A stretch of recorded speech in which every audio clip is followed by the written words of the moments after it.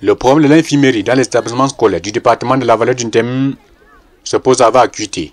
Au seuil de Tordou, dans les fins fonds du département, la retenue sur les frais éligibles pour les frais médicaux s'élève à 250 francs par élève, collectés par l'État du Cameroun, puis reversés à l'établissement.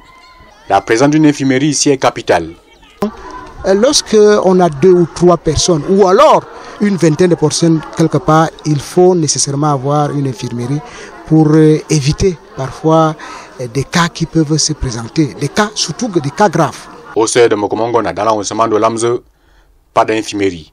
À chacun pour soi et Dieu pour tous.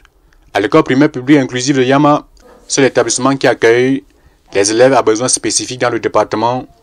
Les élèves et les enseignants sont sans voix en matière d'infirmerie.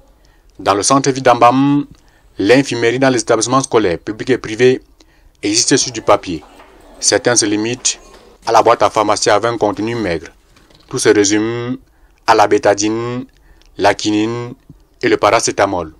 Même le lycée technique d'Ambam, avec ses 1200 élèves, n'échappe pas à la règle, même pas l'ombre d'une infirmerie.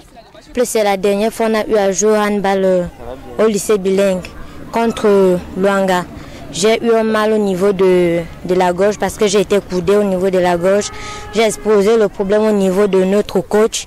Il m'a demandé d'attendre le lendemain si ça pouvait aller mieux. À l'école maternelle, 3500 francs sont retenus pour les frais médicaux de l'élève. Les frais médicaux permettent donc à un moment donné de l'année, on vient leur faire des examens et on permet à ce que les enfants soient assurés. Donc quand le cas s'élève au-dessus du niveau de la pharmacie de l'école, nous les conduisons à l'hôpital où ils ont leur dossier là-bas et on prend d'abord l'enfant en charge avant d'appeler le parent. Le lycée bilingue d'Ambam, avec ses plus de 2000 élèves, a tourné la page noire du problème de l'infirmerie. Les mesures ont été prises à cet effet. L'APE, en collaboration avec le conseil d'établissement, a pris la ferme résolution d'ouvrir une infirmerie cette année scolaire. Les dispositions ont déjà été prises, la fabrication des lits, des petits lits d'hospitalisation, le bureau de l'infirmier, et puis le matériel et le nécessaire de base de premiers soins a déjà été commandé. Les pouvoirs publics devraient donc porter une attention particulière sur l'infirmerie dans les établissements scolaires, car la santé des élèves en dépend.